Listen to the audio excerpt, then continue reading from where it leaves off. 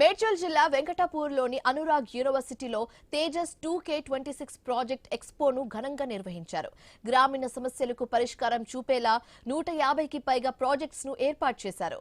75వ గణతంత్ర దినోత్సవ స్ఫూర్తితో ఈ కార్యక్రమం నిర్వహిస్తున్నారు. ఈసీఈ, మెకానికల్, సివిల్ విద్యార్థులు రియల్ టైం సమస్యలకు పరిష్కారాలు చూపిస్తున్నారని అనురాగ్ యూనివర్సిటీ ప్రతినిధులు తెలిపారు. ఏడాది కాలంలో వచ్చిన 2,50,000 ప్రాజెక్టుల నుంచి 150 బెస్ట్ ప్రాజెక్ట్స్ ను ఎంపిక చేసినట్లుగా పేర్కొన్నారు. వారందరి ఖర్చులను తామే భరిస్తున్నామని యూనివర్సిటీ ప్రతినిధులు వెల్లడించారు.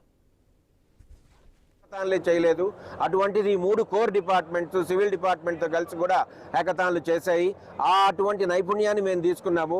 సిఎస్సి అలైడ్ బ్రాంచెస్ అయితే somewhere about 10 to 12 hackathons already చేశాయి. సో ఈ నైపుణ్యాన్నింటినీ ఒక చోట పొందుపరిచాము. మేనేజ్మెంట్ నిజంగా పల్లా రాజేశ్వర రెడ్డి గారు, నీలిమా మేడం గారు చాలా చేయూతనిచ్చారు. సో వీటికి కావాల్సినటువంటి ప్రోడక్ట్స్ కావాల్సినటువంటి డబ్బులు, తర్వాత స్టూడెంట్స్కి రిజిస్ట్రేషన్ కావాల్సినటువంటి అన్నింటినీ మినహాయించారు.